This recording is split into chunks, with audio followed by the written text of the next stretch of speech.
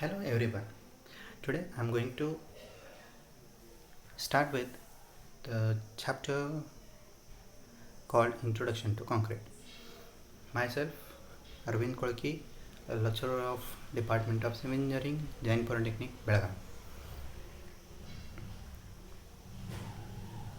As we know that the concrete it is being used anywhere in the world, and the second most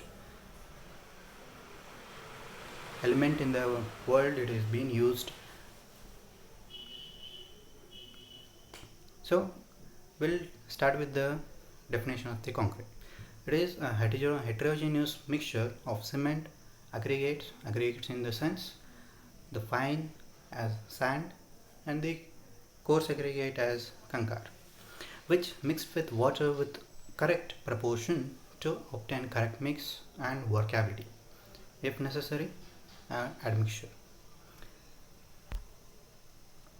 Next, we'll come to the advantages of concrete.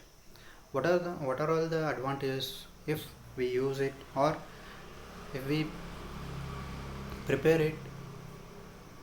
So can be cast any shape, any sizes using any type of molds or while in the construction. Lightweight comparing to steel and can be prepared anywhere inside as well as workshops. Can be handled by unskilled laborers as compared to steel. Concrete is very much used material on this earth for one or the other reason and the matter.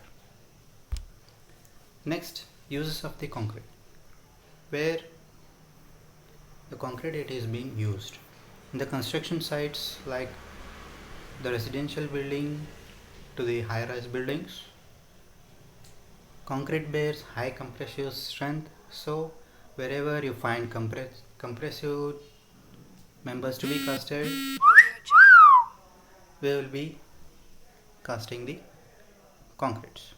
Concrete can be prepared anywhere on the earth because of all the raw materials, just like the sand, aggregates, the coarse aggregates, and the cement as well as are locally available.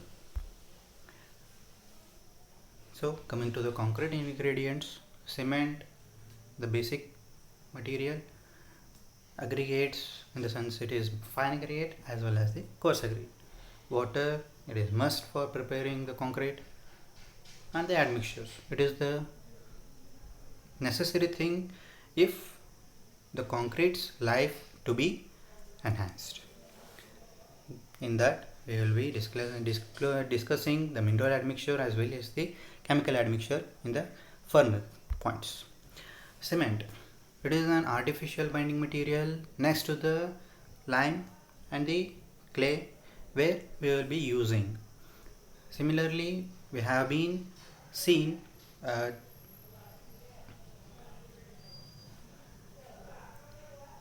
Harappa and Mohenjo-daro, there they have used the clay as the binding materials or the building materials. Similarly, in the village areas, they have been used the clay as well as the lime slate, where it will be the binding material for the requiring buildings or the construction sites. As this cement, it is being found in the year 1824 in the place called Portland. So only the cement names as the Portland cements. As you know, there are two processes to manufacture the cement, the dry process as well as the wet process. As we know that the natural binding materials are lime, slate, clay, etc. And the specific gravity of the cement is 3.15 as per the old IS 10262-209 code book. Similarly, the specific area surface area of the cement it is 3310 square centimeters per gram. So we'll continue with the chemical composition about the cement. So as we have discussed, the lime it is the major compound which is being used in the village areas to build the buildings as it is a binding material. So now we will come to the point, the chemical composition about the cement, where the maximum part of the cement particle it is of lime only, that to calcium oxide, it is of 63%. Similarly, the silica, it is SiO2 25%, alumina Al2O3, it is 12%, iron Fe2O3, it is 8%, the gypsum, it is the alkali material, we will be using it for to reduce the setting time of the cement. In the sense, we will be regarding this, I will be explaining in the further slides. Now understand what is the gypsum is. Next, sodium and the potassium oxide, it is also Na2O and K2O, it is 2%. So next, it is the chemical composition of cement clinker. This cement clinker solids, it will be come out when all the materials like lime, clay and the iron oxide, if they are going to ground and it is being mixed, later it will be passed through a kiln, then we will be getting some solid particle as cement clinker. In that, what are all the chemical composition it will be of, I will be explaining this. So in this, there are 4 chemical compositions will be present. One is tricalcium silicate, C3S, it is 55%. Similarly, dicalcium silicate, C2S, 20%. Tricalcium aluminate, C3A, 10%. Tetracalcium aluminoferrite, it is of C4AF, 8%, it will be present. So these are among the when the cement clinkers are being produced. Similarly, when it comes to the grade of the cement, we will be defining it as the compressive strength of the cube casted of 70 millimeter by 70 millimeters by 70 millimeters mold. So we will be calculating this strength for 28 days and we will be designing it or giving the grade of cement as 33 grade, 43 grade and 53 grade, depending upon the presence of the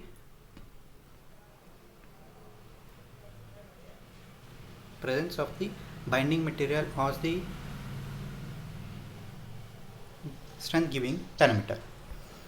So next we will be discussing about the test on the cement. So the different tests conducted on cement to understand the behavior of the cement, which is being specified by the Indian standards. First one, the fineness. The fineness in the sense we will be defining how much it is helping the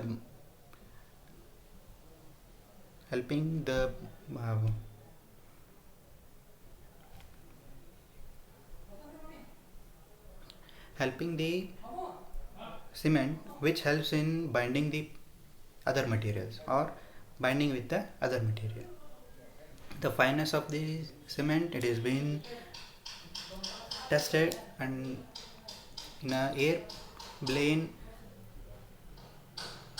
apparatus. There you will be finding what is the fineness of the cement. Similarly, we have other testing techniques. We can do it if air blade apparatus it is absent. Next, normal consistency. It is the value of the water when we are going to add to the cement and when it starts setting. In the sense, it is going to start showing the hardness, or we can say it as the cement it loses elasticity and enters the plasticity. This property we say it as the normal consistency. For any type of cement, the normal consistency or the water required, it is of 38%, where it is going to lose elasticity to the plasticity. Next, the setting time of the cement. In this, there are 2 types, initial and the final setting time. Initial setting time, it is this setting time where, or it is the time where, as I have said, the normal consistency where the elastic property is going to lose as plasticity, and plastic property it is going to show it as hardened property. This property we say it as the initial setting time, and final setting time it is the time where it is going to show the hardened property to the next level of the hardened property, in the sense where it is going to show the maximum strength for the required time. Just like, if to understand this, you can go through the Vickers apparatus test. There you will be having two types of needles. One is of 1 mm needle, and there is one more called 2 mm needle with a 1 mm needle pointed. For 1 mm needle we will be using it for initial setting time. We will be checking for the every 5 minutes how much the penetration it will be showing. If it is going to show between 3 to 5 mm difference in the penetration, that time we can understand the initial setting time has been completed. Similarly, when we will be finding the final setting time, you understand what is setting. It is the property which is going to show the hardness of the cement, or hardened property of the cement, or the paste form it is going to change it to hard property. That point we say it as the setting time. The initial setting time it is because to work the concrete or the cement, in the sense where the cement it is being placed, it is being vibrated or the compacted, or it is being finished. This period it should be the initial setting times period. Within this only we need to complete all this procedure. Similarly, the next final setting time it is the time where the formwork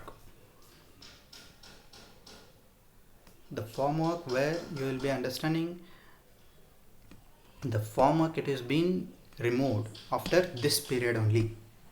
Before this period, if you are going to remove this formwork, then you are going to lose every part of the element or the construction. Next we will be understanding what is soundness. It is the hardened cement which retains its volume after setting 2. It is just like it is going to show the elastic property of the cement.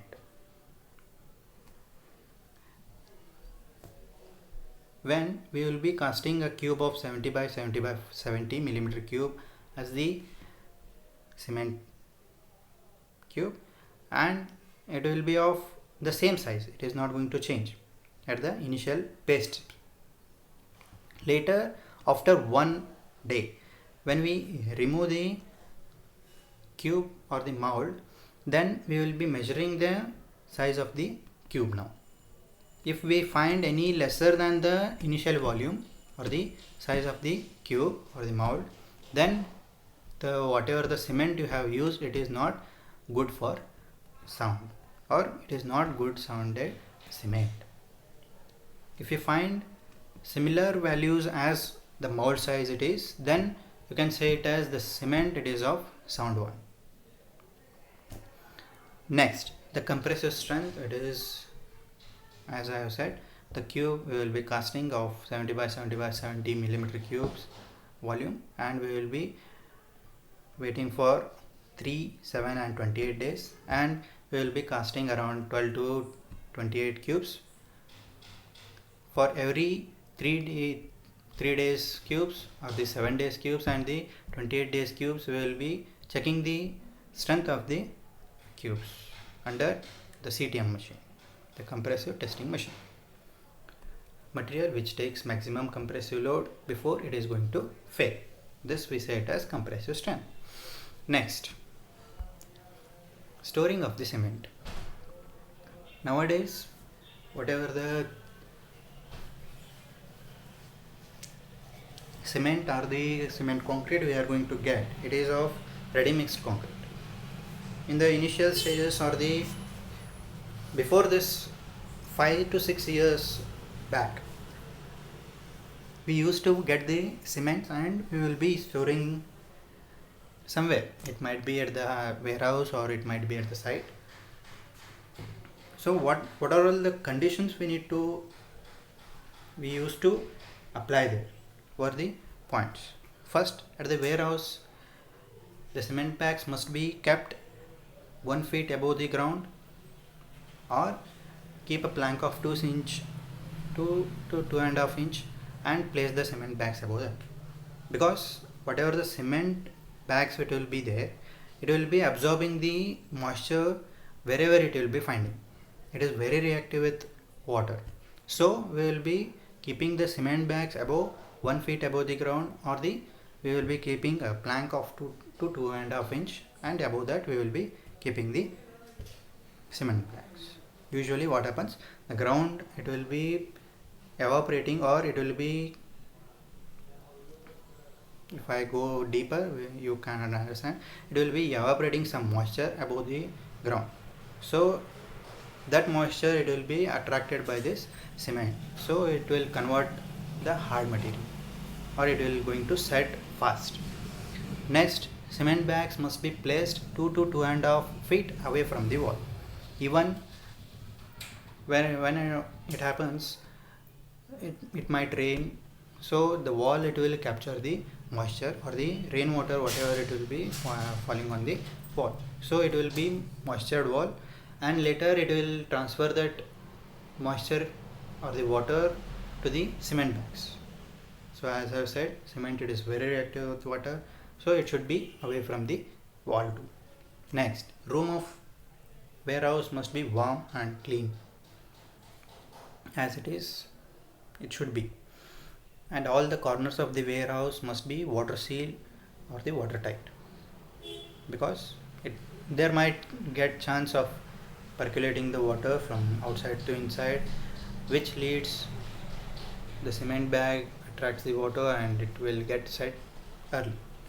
The water or the moisture should not be enter the bags. Next, at the site, the same, you should use the cement bags must be covered from the external environment using a neat material, the plastic covering the entire cement bags. Bags must kept on plank of 2 to 2.5 inch or 1 feet above the ground. Keep the bags away from water or the moisture. Next, effect of storing the cement. First thing, it is going to absorb the moisture from the environment and it is going to set faster. So if it is going to set, in the sense it is going to lose its compressive strength or any strength. It might be split tensile strength or tensile strength. Any strength it is going to get prolonged. As the storage is in bulk, there might be losing cement's mechanical properties day by day, like creep, and there might be chance of settling by sulfate of cement itself. Next, water. Water is the important ingredient when the mixture is needed to be worked with, or we are going to place it. Worked with in the sense we are going to place it, we are going to compact it, and we are going to finish it. This procedure we say it as work, the cement or the concrete, anything. Water must be of good quality as per Indian standard recommendations. Water must be free from organic matter, inclusive of all material minerals, as Indian standard recommends, and normally saying it should be a potable water. Whatever we are going to get from the municipality, that water you can use it. Next, coming to the aggregates, in that fine aggregate is the filler materials in the concrete. Just like there are some examples I'm going to give: natural river sand, manufactured sand, stone quarry dust, These all are nowadays we are using it for betterment of the nature. Even in some cases, these acts as lubricating materials such as RCC elements, PSC elements, etc. Specific gravity, density, moisture content, bulking, C1 analysis, grading of aggregates, deleterious materials, emerging trends of fine aggregates as manufacturer sand. These are all the physical properties you are going to study in further coming classes.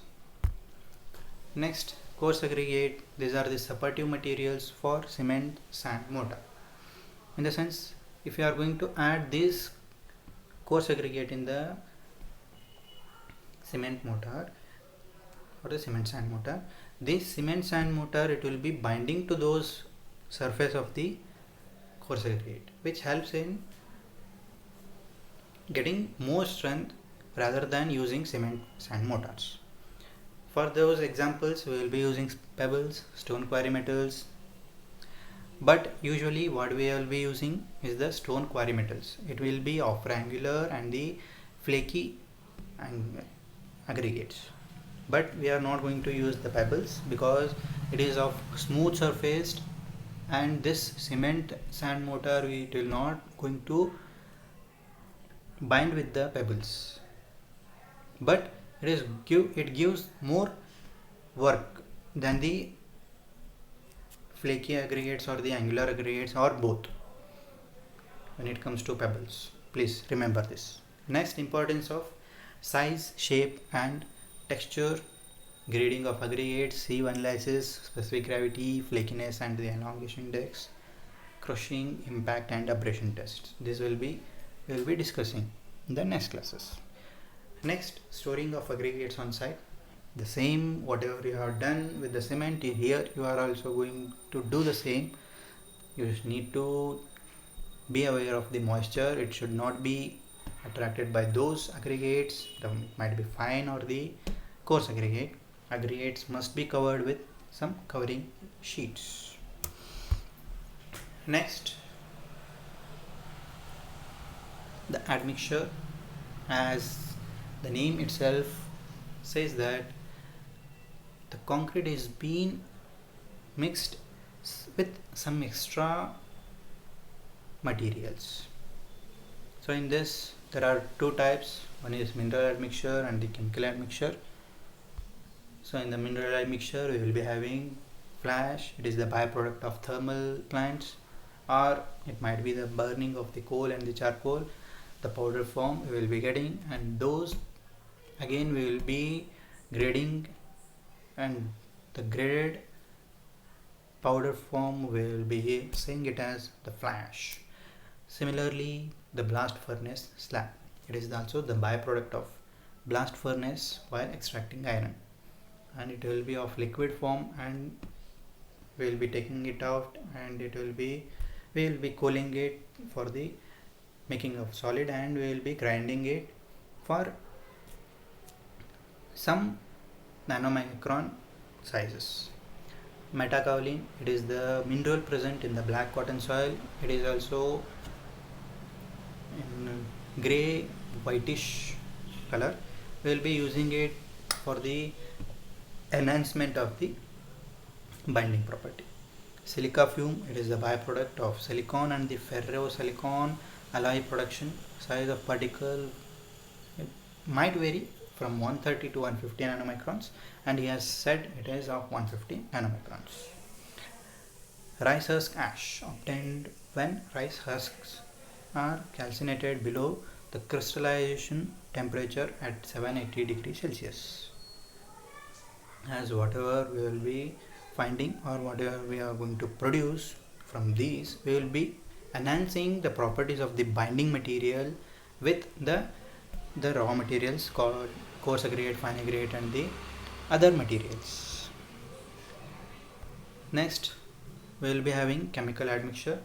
Here, plasticizers, it is the chemical which helps the concrete to stay in plastic stage for up to 1 hour. The chemicals we will be using it of diethyl hexyl phthalate, dipropyl heptyl phthalate. Similarly, we will be having super plasticizers, the same, and it will be giving more than 1 hour and varies between 1 to 2, we usually assume. Similarly, the accelerator, this chemical helps the concrete to set fast, used in construction of pier of a bridge across a river. Similarly, coming to retarders, this helps the concrete to set slowly. It just acts as plasticizer.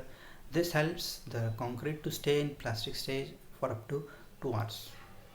Air and draining agents. This helps the concrete to lubricate while working with it for high-rise buildings, as well as this helps in reduction in thermal cracks as it is shrinkage or in the expansion. And lastly, the carboxylic based admixtures.